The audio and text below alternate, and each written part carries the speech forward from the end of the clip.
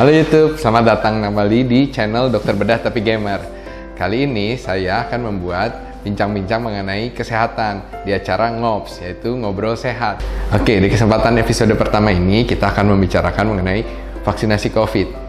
Tanpa berlama-lama, mari kita sambut saja teman ngobrol saya, teman sejawat yang cantik dan pintar, Dr. Adel. Halo teman-teman, selamat datang di channel Dokter Bedah Tapi Gamer.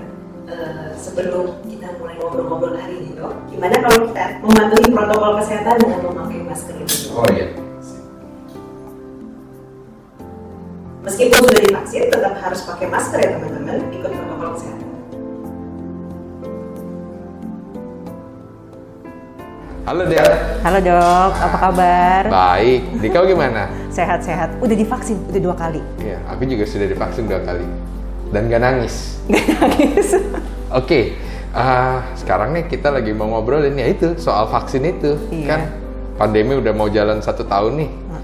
Dan muncul vaksin, tapi banyak orang-orang yang pro dan kontra. Ada yang setuju, ada yang enggak. Ada yang pengen duluan, ada yang pengen belakangan. Belum lagi banyak hoax yang beredar, hoax-hoax yang sesat.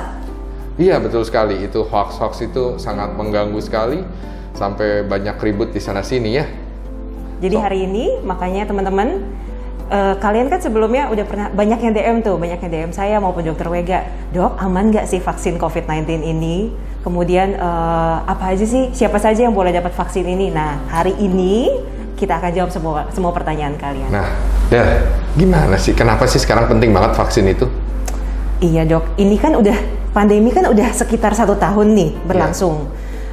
Dari sejak 1 tahun yang lalu tuh sudah banyak banget yang tanya, kapan sih vaksinnya keluar? Kapan sih vaksinnya keluar? Nah, sekarang begitu vaksinnya keluar, banyak yang pro dan kontra. Iya. Banyak yang nanya-nanya kan? Iya. Dok, aman nggak ini vaksinnya? Nah, hari ini kita akan bahas ya teman-teman ya. Menurut dokter sendiri dok, sebagai dokter spesialis, penting nggak sih dok untuk diberikan vaksin ini? Kalau menurut saya penting sekali, karena melihat resikonya kita terpapar, saya rasa resiko dan keuntungannya dihitung-hitung, saya lebih untung kalau kita pakai vaksin ya. Lebih untung kalau misalnya pakai vaksin. Tanpa ya, dok, memikirkan efek sampingnya, karena jumlah efek samping kan sekarang juga sudah banyak di jurnal-jurnal kedokteran bahwa efek samping itu tidak terlalu tinggi, tidak terlalu banyak. Jadi kalau saya mempertimbangkan faktor untung ruginya kalau saya ambil vaksin atau tidak ambil vaksin, itu kalau menurut saya. Kalau Adel sendiri gimana? Kalau saya juga sih dok, lebih baik kita divaksin sekarang kan, daripada udah kena baru terbentuk imunitas. Kalau ternyata kita nggak punya faktor risiko, kan nggak semua orang juga tahu kan tentang itu. Per hari ini aja di Indonesia sudah berapa total? Per hari ini tanggal 13 Februari. Per hari ini tanggal 13 Februari 2021, totalnya aja udah 1,2 juta dok. Waduh. Yang terkena COVID-19. Yang meninggal angkanya yang meninggal sekitar 32.000, banyak sekali. Jadi memang sebaiknya vaksin ini harus berjalan dan harus kita sukseskan gerakan pemerintah ini. Tapi berikutnya ada pertanyaan nih, Del. Vaksinnya kan ada banyak nih. Ada macam-macam ya dok ya. Bagus? Ada merek A, merek B, nggak boleh disebut mereknya. Boleh nggak ya? Boleh nggak ya? Kayaknya sih boleh deh. Karena kan ini vaksin kan ada yang dari Cina paling banyak ya jenisnya. Terus ada yang dari Inggris. Ada yang baru dari Amerika, 2 macam. Itu juga yang dipertanyakan. Yang banyak katanya dipertanyakan. Klaimnya paling bagus itu ya. Betul. Tapi apakah paling bagus? Betul. Nah, itu harus kita bahas lagi nih, lebih bagus. Apakah benar karena yang Amerika itu paling bagus, yang merek dari Cina ini jadi jelek? Kita juga itu, mari kita bahas di berikutnya nih. Menurut kamu gimana? Kalau menurut saya sendiri dok, nggak ada yang bagus ataupun jelek. Semuanya kan sebetulnya penelitian ini kan masih terus berlanjut ya, masih terus berlangsung. Jadi ya meskipun mau dari Inggris, dari Cina ataupun dari Amerika, semuanya sama baiknya. Tapi yang membedakan apa dok?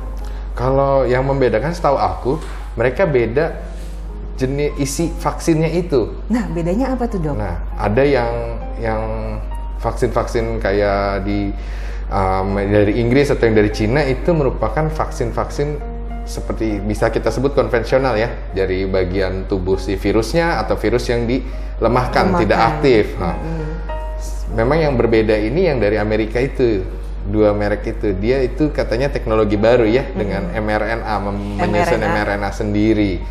Paling canggih katanya. Paling canggih katanya. Tapi itu juga yang nanti kita lihat dari hasil penelitian awalnya itu sudah terbukti aman dan efikasinya bagus ya. Efikasi. Nah, ya, efikasi. Jadi mungkin perlu dibedakan juga orang-orang, wah efikasi sama persentasenya itu heboh, orang dari kemarin kan efikasi 50% katanya, berarti angka keberhasilannya cuma 50%, berarti 50%. jelek dong. Tapi sedangkan WHO aja bilang efikasi 50% bisa diterima. Sebenarnya itu karena perbedaan persepsi, pengertian efikasi. Yang ada di kalangan awam ini sekarang pengertian itu bukan efikasi tapi efektivitas. Efektivitas itu belum dapat kita angkanya sekarang. Efikasi itu cuman membedakan angka kejadian COVID-19 di kelompok yang diuji diberi vaksin sama kelompok yang tidak diberi vaksin. Jadi kalau 50% aja sudah sangat bagus itu. Jadi di kelompok yang diuji vaksin itu misalnya 100 orang di kelompok diberi vaksin dan 100 di kelompok B tidak diberi vaksin. Yang di kelompok tidak diberi vaksin 50 orang jadi sakit COVID. Sedangkan di kelompok yang A diberi vaksin 25 orang jadi sakit COVID. Itu efikasinya 50%. Tapi kalau dilihat berarti kan kalau yang dibilang efektivitas atau apa, sebenarnya angkanya lebih besar di situ. Dia membandingkan angka, tapi kita tidak bisa juga ngomong, oh berarti efektivitasnya dari angka yang tadi saya kasih contoh berarti 75% efektivitasnya. Itu nggak bisa, efektivitas melalui jalur penelitian yang lain. Nah, ini yang sekarang mau kita bahas lagi deh. Ini kan kita ngomong dari tadi penelitian, orang tuh jadi bingung, jangan-jangan jadi kelinci percobaan katanya. Iya. Banyak yang bilang, dok jangan-jangan kami ini adalah bagian dari kelinci percobaan. Betul nggak dok? Nah, itu harusnya salah ya. Sebenarnya kalau orang-orang mau tahu juga, yang namanya uji klinis tentang obat itu kan sampai pada dasarnya hampir semua sama yang dianut itu sampai tahap keempat. Nggak pernah ada yang lulus kan? Sementara berada di tahap ketiga ya dok? Tahap ketiga, iya. Nah, tahap ketiga itu juga bukan tahap ketiga yang awal lagi. Tahap ketiga awal itu yang salah satunya yang menentukan efikasi itu. Itu udah banyak. Kalau di Indonesia itu warga Bandung ada sekitar 1.600 sukarelawan yang bersedia menjadi percobaan untuk menentukan efikasi di Indonesia. Justru kalau menurut saya warga Bandung itu yang 1.600 itu orang-orang pahlawan yang mereka yang bisa sehingga muncul efikasi di Indonesia yang besarnya 68% ya kalau nggak salah. 68%. Sehingga bisa Badan POM mengeluarkan izin untuk kita pakai semua untuk lanjutan kita semua. Jadi yang perlu digarisbawahi bukan jadi kelinci percobaan, ini sudah aman kita itu untuk tahap 3 akhir menyelesaikan syarat-syaratnya. Jadi di tahap 3 itu ada syarat-syarat uji-uji lagi yang sisanya nih. Berikutnya akan masuk ke tahap 4 dan untuk menentukan efektivitas. Nah, tahap keempat ini hampir semua obat juga ada di tahap keempat. Itu kan monitoring, tidak pernah ada yang lulus uji klinis, tidak. Tahap akhirnya itu selalu monitoring adverse effect atau efek samping. Nah, Del, berikutnya kan kemarin kita habis divaksin tuh. Orang-orang tuh banyak yang nanya kan, yang banyak ketakutan tuh kalau di tempat saya DM ke saya itu banyak bertanya ketakutan dengan efek samping. Sebenarnya efek sampingnya apa aja sih? Efek samping ya dok, kemarin itu sih saya juga udah divaksin 2 kali dan efek samping yang saya rasain ya badan rasanya sih jadi kayak agak-agak pegel-pegel gitu ya dok, tapi cuman berlangsung paling sekitar 2-3 hari, setelah itu ya aktivitas normal lagi. Itu setelah yang pertama apa yang kedua? Yang pertama dan kedua. Oh, ngalamin gitu ya. Kalau aku soalnya nggak ngerasa apa-apa. Oh, kan nggak ngerasa apa-apa? Nggak ngerasa apa-apa, cuman kayak abis sober. Tapi kalau efek samping yang di orang-orang sering ngomong sih ada yang ngantuk ya, katanya paling banyak jadi ngantuk. Iya. Apa emang mereka karena males aja kan? Ada yang bilang juga jadi lapar. Nah iya, itu kayaknya alasan deh menurut saya. Tapi kalau lihat di literatur kan sama aja ya kayaknya, kayak seperti vaksin-vaksin lainnya. Ada demam, mialgia itu pegal di otot tempat suntikannya, lalu sakit kepala. Tapi untuk efek samping yang lebih parah lagi kita belum ketemu ya dok ya? Belum sih, di Indonesia kayaknya belum ada laporan ya. Cuman kemarin juga berita-berita seperti di Norwegia yang lansia meninggal 23 orang pasca vaksin. Itu tapi untuk laporan jelasnya juga belum ada ya, belum kita dapat sih. Jadi untuk saat ini sih masih relatif aman.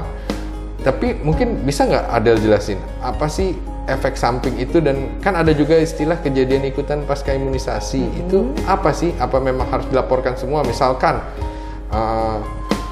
ada orang tua nih habis divaksin, tiba-tiba dia olahraga terus kena serangan jantung meninggal, itu mesti dilaporkan juga atau enggak? Oke, jadi mulai dari efek samping dulu ya dok. Efek samping itu merupakan efek yang kita rasakan setelah dimasukkan suatu zat atau suatu obat-obatan atau mungkin zat antigen seperti itu ya. Jadi reaksi efek samping sendiri ini bermacam-macam dan berbeda pada setiap individu ya. Jadi nggak bisa sama rata, tapi kebanyakan efek samping yang dirasakan pada vaksin COVID-19 ini adalah seperti yang disebutkan oleh Dr. Wega tadi. Biasanya mialgia atau rasa-rasa pegal, kemudian nyeri kepala, bisa saja kemudian dirasakan ada demam seperti itu ya. Tapi untuk efek samping yang berat pada vaksin COVID-19 saat ini kita belum temukan ya, kecuali yang mungkin di Norwegia ya dok ya, tapi masih belum jelas juga, itu butuh penelitian lebih lanjut. Kemudian kalau kejadian ikutan pasca imunisasi ya, seperti anak-anak, biasanya kejadian yang terjadi beberapa jam atau beberapa hari setelah dilakukan tindakan imunisasi ya. Kejadian ikutan pasca imunisasi sendiri itu sebetulnya bermacam-macam, tapi gejala yang paling sering biasanya adalah demam. Nah, ini berikutnya nih efek samping yang alergi nih Del. Kan tiap orang beda-beda, susah kita jelasinnya. Kayak aku alergi kecoa. Banyak kan yang alergi, contohnya kayak alergi makanan, alergi obat-obatan. Obat-obatan juga banyak, ada obat sulfa atau penisilin gitu kan pada alergi. Nah kalau Adel sendiri ada alergi apa? Nah kebetulan saya alergi cowok ganteng dok. Wah, berarti Adel nggak alergi saya dong berarti. Saya kan nggak ganteng-ganteng banget, ya nggak? Nah, penonton. Nah, Del, jadi kalau alergi itu gimana dong menyiasatinya nih Om? Kalau mau jawab pertanyaan orang kalau alergi? Kayaknya paling bijak dok kalau misalnya masyarakat pun lebih seksama ya dok sebelum menerima vaksin COVID-19 ini. Jadi mungkin sebaiknya searching dulu di internet soal komponen-komponen vaksin COVID-19 ini, kan dari masing-masing pabrik kan berbeda tuh komponennya. Oh iya. Dan itu kan gampang sekarang kan, kita tinggal nanya. Datanya banyak sekali di internet. Ke Om Google, tanya mereknya apa, bisa ketik komposisinya apa sih. Mungkin itu yang kita bisa lihat kita alergi nggak dengan komposisi yang ada, benar juga. Nah, tapi dok, kemarin kan sempat ada kejadian tuh, yang setelah diberikan vaksin COVID-19, kemudian ada reaksi gatal-gatal. Oh iya, di rumah sakit kita lagi ya, itu langsung dilakukan. Nah, tapi kan itu akhirnya ketahuan, karena dia disuruh menunggu dulu 30 menit. Nah, sebelum kita nyampe ke situ Del, mungkin kita share ke masyarakat apa sih yang terjadi di... Kita sekarang bikinnya tuh vaksinasi itu di... Kalau di sini di tenda vaksin ya, pokoknya pos-pos vaksinasi itu ada pos-posnya. Nah, kita bisa nggak kamu jelasin ke teman-teman semua di sana, teman-teman YouTube di sana, supaya mereka tuh yakin bahwa pemerintah ini tuh memprogramkan vaksin ini tuh aman. Apa sih yang ada di pos vaksin? Oke, jadi buat teman-teman yang mau divaksin jangan khawatir ya. Nanti yang sebelum diberikan vaksinasi, biasanya kita akan dilakukan screening lebih dulu. Dicek tensinya, kemudian ditanya riwayat sakit sebelumnya atau riwayat alergi yang pernah diderita sebelumnya. Setelah itu, jika sudah lulus dari screening, kita akan diberikan vaksin tersebut suntikan. Ya, setelah itu kita akan diberikan waktu untuk menunggu sekitar 30 menit ya dok ya. Diberikan waktu 30 menit untuk melihat apakah ada reaksi alergi yang terjadi. Di sana pun sudah ada tim medis yang standby ya dok. Setelah 30 menit, kalau misalnya sudah aman, baru kita diizinkan untuk kembali untuk beraktivitas. Ya, jadi kalau untuk alergi, misalnya terjadi sesuatu alergi yang parah, di sana juga udah siap sedia obat-obat anti alergi itu cepat. Nah, biasanya alergi itu bila ditangani dengan cepat pun, itu biasanya akan tertolong dan mudah-mudahan tidak ada yang kejadian yang tidak kita inginkan. Paling itu saja sih dari kita. Ada pertanyaan lagi nih Del. Vaksinnya nih semuanya suntik atau nggak ada yang tetes kayak polio? Studi yang terbaru katanya ada yang tetes kayak iya, sebenarnya ada yang sudah mulai uji studi di WHO itu terdaftar, tapi dia masih uji klinis tahap 1. Memang sudah ke manusia tapi masih tahap 1. Apakah itu efektif atau tidak? Ya kita masih pertanyakan, akankah dia lulus masuk ke tahap ketiga dan bisa dipakai untuk umum? Harapannya semoga iya. Iya, untuk orang-orang yang takut jarum suntik. Tapi balik lagi, harus hitung untung ruginya. Diberikan vaksin sekarang atau belakangan. Apakah kita aman dan bagaimana dengan risiko kalau terkena COVID? Apalagi kalau COVID-nya sudah berat kan. Tadi sudah dibahas oleh Dr. Adel, jumlahnya saja sekarang kasus di Indonesia sendiri 1,2 juta. Yang meninggal 35.000. Wah, jangan sampai kita sampai jatuh ke sana. Sebenarnya pemberian vaksin ini sendiri dokter, apakah bisa mencegah 100%? Nah, itu tuh. Jangan salah kaprah juga. Itu banyak yang kalau saya habis divaksin, Udah, saya nggak mau pakai masker lagi. Saya kebal. Kebal, kayak Iron Man. Nah, itu yang salah juga kan ya, Del. Perlu diingat, vaksinasi itu bertujuan agar kita mempunyai antibodi atau kekebalan. Nah, ini kita masuk nih kekebalan tubuh sehingga diharapkan kalau nanti kita terkena COVID, jadi masih bisa terkena COVID, tapi diharapkan tidak menjadi COVID gejala yang berat. Ya teman-teman ya, buat yang nanya kemarin, dok masih bisa kena COVID nggak kalau misalnya udah divaksin? Nah ini jawabannya, masih bisa kena, cuman tidak gejalanya jadi nggak berat. Berat, kita harapkan itu makanya. Dan kalau semuanya sudah dapat vaksin, terciptalah keadaan yang disebut herd immunity yang dikatakan orang-orang. Jadi waktu awal-awal herd immunity orang bilang wah bahaya atau apa, bukan, itu suatu kondisi bahwa pandemi itu akan selesai setelah tercipta herd immunity. Herd immunity itu bisa dapat dari satu vaksin, yang kedua semuanya terpapar kena gitu. Kalau misalnya semuanya terpapar lebih bahaya. Lebih bahaya, rumah sakitnya aja sekarang sudah penuh, full, mengerikan. Kalau misalnya ibu hamil gimana nih? Boleh nggak dapat vaksin COVID-19 ini? Nah, itu juga pertanyaan. Iya, banyak yang nanya gitu ya. Tapi setahu aku sampai saat ini ibu hamil masih dalam penelitian ya, walaupun bukan di Indonesia memang, tapi kayaknya belum keluar deh rekomendasinya di Indonesia juga. Jadi belum. Saat ini belum direkomendasikan ya, dok ya. Tapi ibu menyusui kayaknya sudah boleh deh setahu aku. Menyusui dengar-dengar sudah boleh. Sudah boleh, iya. Jadi udah lumayan banyak nih yang boleh. Del, berikutnya banyak lagi yang nanya juga nih. Kapan sih giliran saya? Nah, pemerintah Indonesia tuh bikin pembagian vaksin ini gimana sih? Nah, sebetulnya ada 4 tahapan. Ya, tahapan yang pertama itu adalah untuk nakes atau tenaga kesehatan. Tahapan kedua adalah untuk lansia dan juga public worker. Kemudian tahapan yang ketiga untuk masyarakat yang rentan. Kemudian tahapan keempat adalah untuk sisanya masyarakat pada umumnya. Oh, berarti masyarakat ya tergantung ya yang nanya itu dia posisinya di mana ya? Posisinya di mana? Dia akan dapat berikutnya. Ini sekarang kita udah mulai mau masuk tahap 2 berarti ya?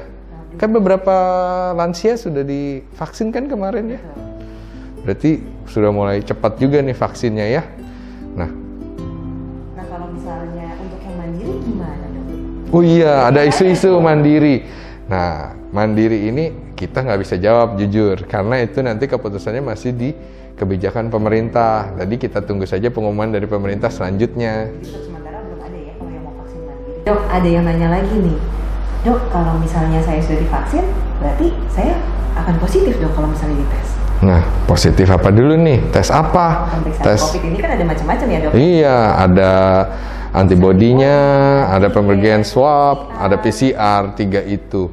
Nah, itu yang mesti kita bahas satu-satu. Berarti kan apa bedanya nih kalau antibodi, Del? Antibodi kan berarti setelah diberikan suatu antigen atau antigen masuk, yang diharapkan adalah terbentuk reaksi antibodi yang mana nantinya itu yang dinilai. Jadi antibodi itu dari badan kita, si antigen itu bagian dari si virusnya.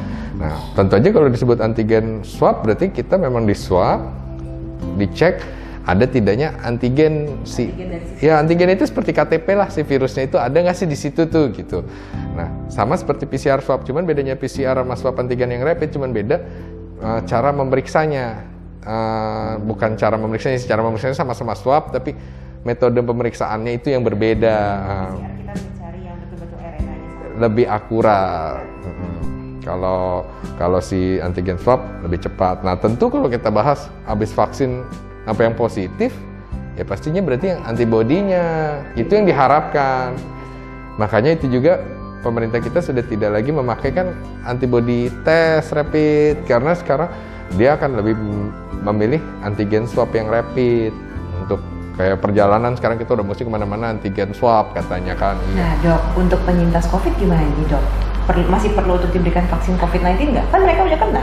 Iya, itu juga pertanyaan yang bagus yang banyak juga ditanyakan ke kita ya.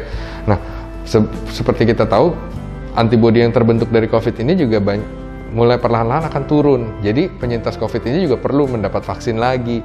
Sesuai edaran kemarin gimana deh?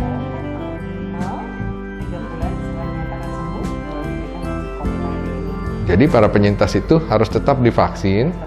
Mungkin kalau ditanyakan tadi tahap yang Adel sudah ceritakan, mungkin di tahap ketiga dan 4 ya dari pemerintah kita memberikan untuk para penyintas COVID-19 ini. Terus kenapa perlu diberikan 2 kali sih dok vaksin COVID-19 ini? Nah iya, itu juga banyak yang bertanya tuh ya. Kan sama seperti vaksin-vaksin yang lain.